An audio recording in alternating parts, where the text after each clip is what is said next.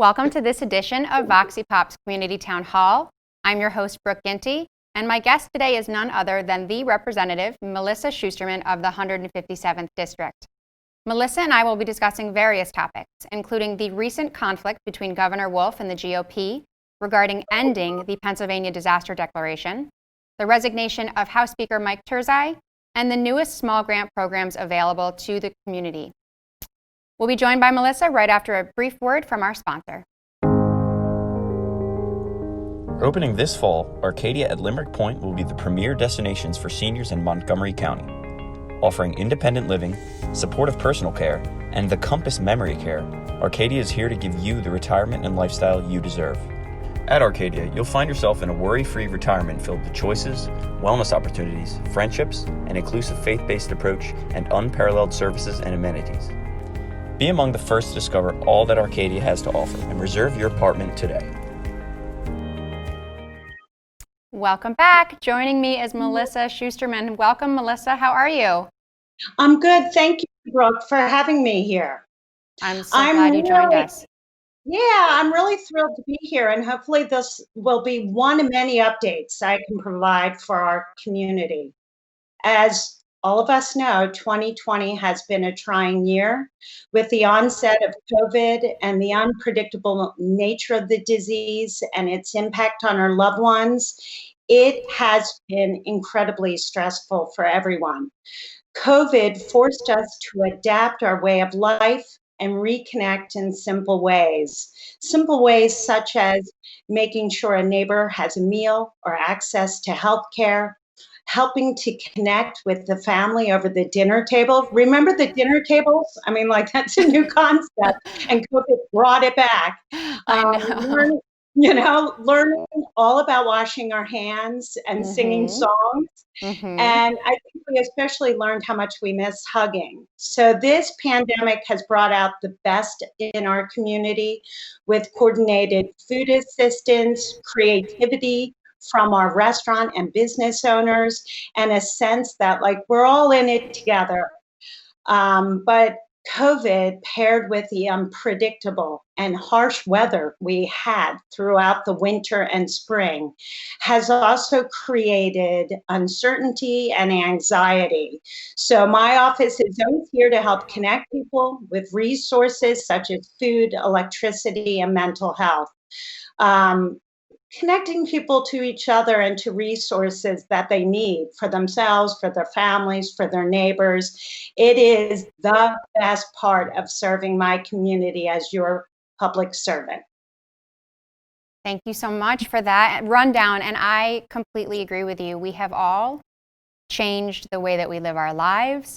I think this is strongly focused, how important it is to elect the right people into the office, because you have been on the ground, helping not just your constituents, but small business owners. I've seen you handing out food. So it's important to have somebody who recognizes the strength of the community, but it is also a part of it. So thank you for that. And a lot has been going on. A lot has been going on. So let's get right to it. Specifically, the most recent thing in the news is the passing of House Resolution 836, which, for those who don't know, is a resolution that would effectively end Governor Wolf's emergency declaration. It passed in the House of Representatives, which you're a part of, by 121 to 81 vote. It then on Thursday was passed in the Senate by a 31 to 19 vote. Can you do me a favor? Let me know where you stood on that resolution and give our community a rundown of what it means. Sure. I was against this resolution because it basically called for an end to Pennsylvania's emergency disaster declaration called for by our governor. The declaration that the governor called for raises a flag and says, we are facing something out of the norm. We need help. We need to operate differently while we fight this. The removal of that declaration leaves Pennsylvania high and dry, sending a message that we don't need aid in any way, and that opening will resume and everything will go back to the way it was. It also implies that our residents don't need future assistance. The governor's powers to respond to a disaster emergency would be terminated along with the resolution and his declaration. And some of his powers to respond to COVID include using or distributing any supplies and equipment such as personal protection and personal protective equipment, commonly known as PPE, and materials and facilities assembled, stockpiled, or arranged to be made available. Also, the National Guard, which has 735 members involved in supporting our needs and COVID missions. 601 are on federal orders. The balance would be affected by the termination of the disaster declaration. And they are here really to help us at our veteran homes as well as private long-term care facilities. There would be a halt on the governor's ability to create a break on everyone's utility bills, a suspension on evictions and foreclosures, and a deadline extension for expired license. So some of these these issues affect everyone in our community. It also renders PA at risk to be ineligible to receive federal disaster aid. Yeah, that's, I've seen a lot and read a lot before I jumped on with you. I know that the position of the Republican Party is essentially, we want to put the power back into the hands of the individuals, in the hands of the business owners to make the decisions that they feel best. And I understand that what is at risk is essentially a lot of federal aid and a lot of federal programs that correct me if I'm wrong, but we receive those federal programs because we are in a state of emergency declared by the governor. So removing that would potentially remove millions, billions of dollars, food. Is that a correct kind of overview of the positions and the results? To clarify it, if we don't have an emergency, we will not receive additional aid. And certain things are passed months ago, but you don't receive the aid. It goes through the entire process before we actually get a hold of it. So it puts Pennsylvania at risk for not receiving certain aid promised to them. And also, something to clarify, the resolution does not hold the power to undermine the Department of Health and its business guidance to open the economy in one fell swoop. It's simply, this resolution does not hold legal power. That's our Secretary of Health, and her guidelines for businesses and parks, etc., would still hold true.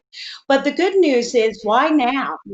Currently the majority of the state is in green or going to green. So once again, I would never want to put us at risk for people who might be evicted, for people who are concerned about their driver's license and extension. We have a plan, and let's stick to that plan. Okay. If there is, from anybody who's watching us, is there anything that an individual can do to show support for your not passing the resolution? Can they write their representative? Can they write the governor? Do you have any guidance on, what little people like me could do to help? That's a great question. It's always important to reach out to your state rep and let them know. I happen to be the state rep of a lot of people who are listening today, and let them know that you're in agreement with them. But while you're doing that, also going on the governor's website and sending him a letter stating that you're in agreement with this. We are almost at the finish line here, and we have to reopen our businesses and our townships and our counties and our state with a lot of smarts. And just because we're reopening doesn't mean these businesses don't need help. They need help to bridge the couple of months where they were unable to make a living to have their business open. Others were able to move to 30 or 40% of their business, maybe moving it online, but they still need help with their bills. And also for preparation to go to green and reopening, people are going to have an expectation that there's a mask available, that there's a place to wash their hands. All of that could cost businesses money. And that's why it's super important that we support them so when they do reopen that they have the public's confidence. Yeah, I mean, I'm a small business owner, and I can tell you, I've definitely looked into CDC guidelines. You know, without the guidance of the guidelines and masks and what we should be doing, I don't know if I would feel comfortable. And we're still not. People are still not coming into my office until much later. So you mentioned that obviously that this has been helping small business owners. As I understand it, you have just gotten off of a call about a new small business grant program that could help small business owners further. Can you do me a favor and just explain what that program looks like and how people can find more about it? From day one of COVID and the fact that many businesses were shut, I started making phone calls and holding Zooms with our small businesses. And what we were finding out is the federal dollars kind of were snapped up very quickly by larger businesses. And it kind of left those mom and pop shops, the smaller sole proprietorships, in the dark to how they would apply for a forgivable loan or a grant or a loan. And they started really having a lot of anxiety about when will help come. It was at this time that I proposed a piece of legislation that would bring $50 million to small mom and pop shops across Pennsylvania. And that is the smallest of businesses, but critical ones, the ones that make our boroughs, our downtowns, our towns so dynamic.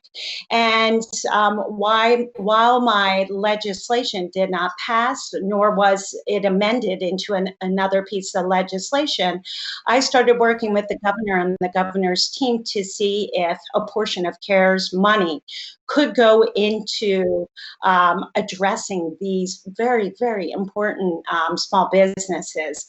And now the governor, I think about a couple of days ago, he announced an initiative for our mom and pop shops, as well as our minority owned businesses and our smallest businesses throughout Pennsylvania. So that's $225 million a grant program. If people follow me on Facebook, as well as sign up for my newsletter, and I'll mention how to do that later, you will be receiving the information as it comes to us. Like you said, we were just on a call. I think many of these grants go up to $50,000, and they're really to address the additional hardships while businesses were shuttered. And like I mentioned before, just because you open a business doesn't mean business won't be slower, possibly initially, or have different hours, that there is an uptick. And the monies of this program could help those businesses survive so they can later thrive. That is wonderful news. I know, I'm a member of the community of Phoenixville. There are a lot of small business owners on our borough, Main Street, on Bridge Street. So I can imagine that the reallocation of, I think you said $225 million. So it sounds like they're carving out a portion of the CARES money for a different parameter of people. Yes. That's amazing news. So just for those who might have missed it, please make sure that you follow Melissa on Facebook. You can go to her website, which is, what's your website? Well, it's melissashusterman.com. I'm looking right here. I want to make sure. And then when you go to .com, you scroll down and it says stay connected.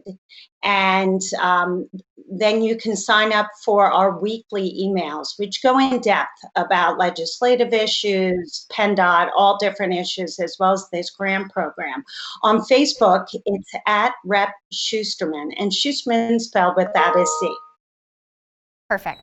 That so for my small business owners, listen up. Please follow Melissa. Get on her weekly blast so that we can make sure that you are up to date on the new grants that are coming out, which is. Can I give you one more way to reach out Sure. to me?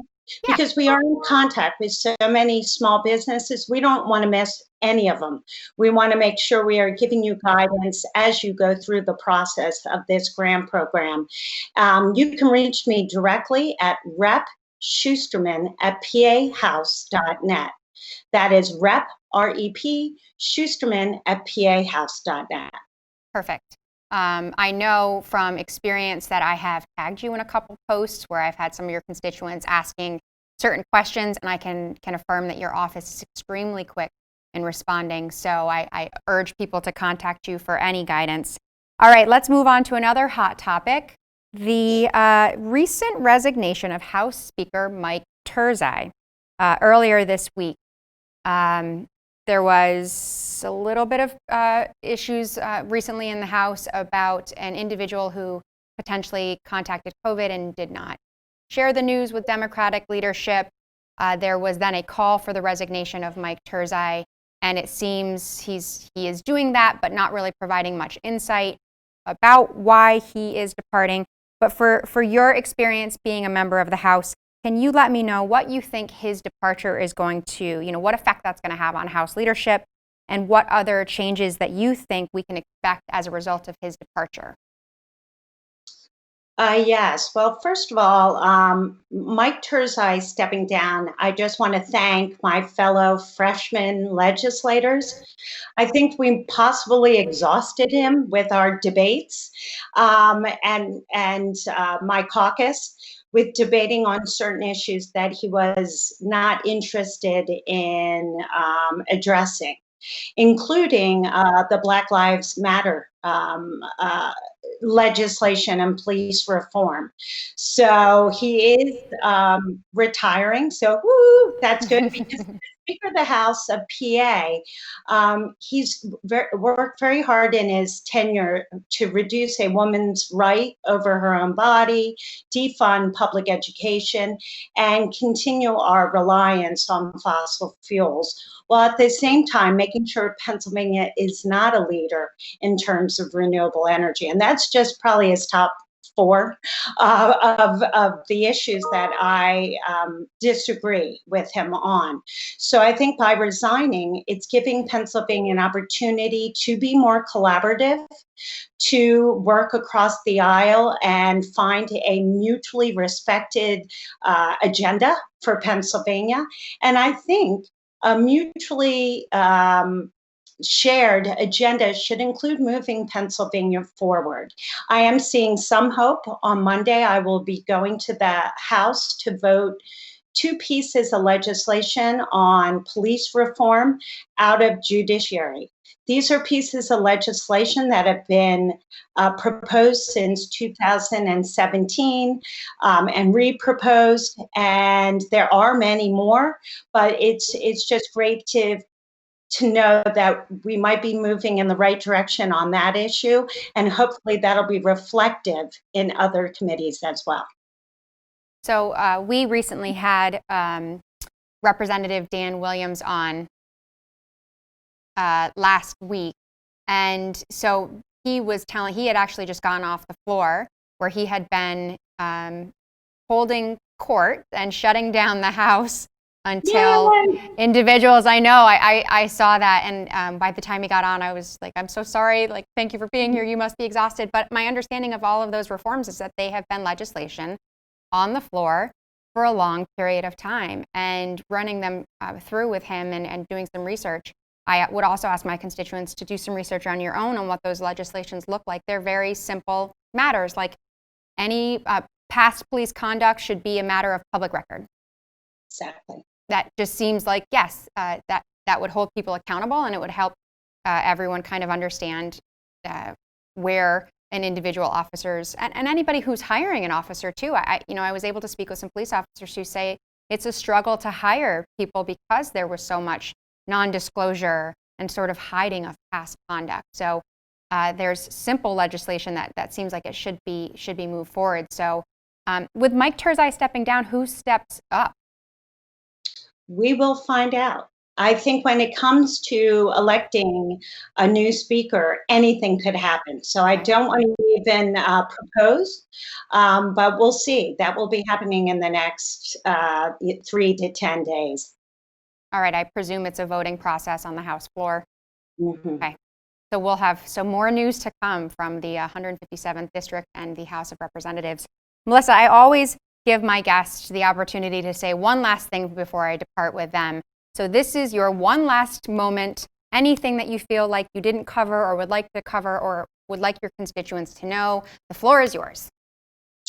Well, I think something I wanted to bring up is many times when people reach out to us, they say, oh, this might be too small of an issue, or they might say this might be too complex of an issue. And we handle all size problems. We're available to walk people through the unemployment process, which is sticky and frustrating at best, help gig workers through their unemployment process, help businesses and nonprofits apply for grants. So you can always come to us. We'll walk you right through these very long applications. Our work in the district has not stopped.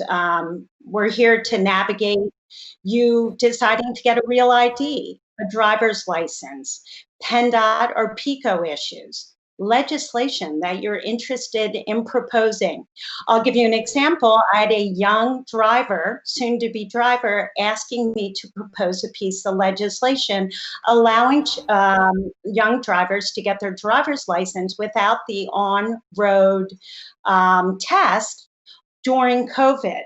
And then they would go and receive the test after COVID. I proposed that piece of legislation and it was circulated in the House. So that was inspired by a very, very young member of our community. And it is not a new piece of legislation. Other states who have been really affected by COVID have proposed that legislation as well. We're also here to connect you to mental health help, domestic abuse help, voter registration questions. There are many, many ways we can help you, so don't hesitate. It could be the simplest problem. And once again, a great way to contact me is directly at rep.shusterman@pahouse.net or follow us on Facebook or Google Rep Shusterman and sign up for our weekly email. Perfect. You really do it all in your position. And I want to thank you so much for your time. Thank you for being a part of this discussion and helping to disseminate the much needed information to your constituents. So go on with your busy day. I've heard your email pinging all along. So thank you so much for being here, and we hope to have you back again. Thank you, Brooke. You're welcome. All right. That is it for this edition of VOXIPOP Community Town Hall. Be sure to follow along our page for next week's show. As always, I am Brooke Ginty, your host. Please stay safe, be well, and I will talk to you all soon.